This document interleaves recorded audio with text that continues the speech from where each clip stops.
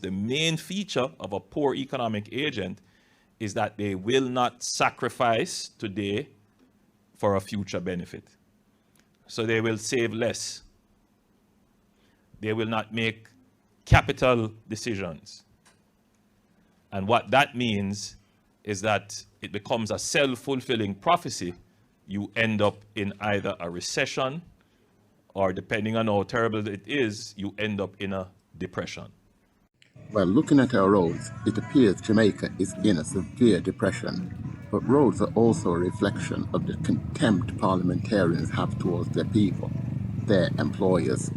Holness said that the main features of a poor economic agent are: 1, they will not sacrifice today for future benefits, and 2, they will not invest in capital.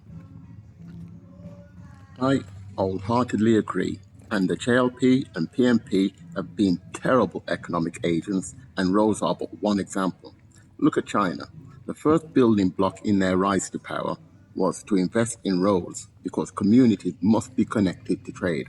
Also, sacrifices were made to provide better education because good brains power development.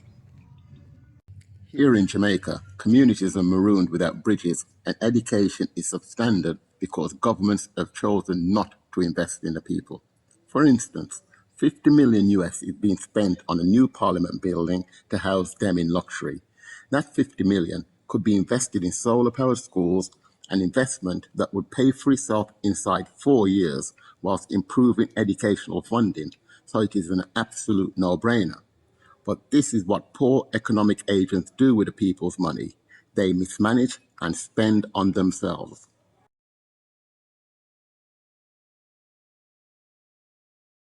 Since coming to power, Holness has failed to make any significant investment unless it benefits tourism and call centres, industries that make the owners rich by exploiting the most vulnerable.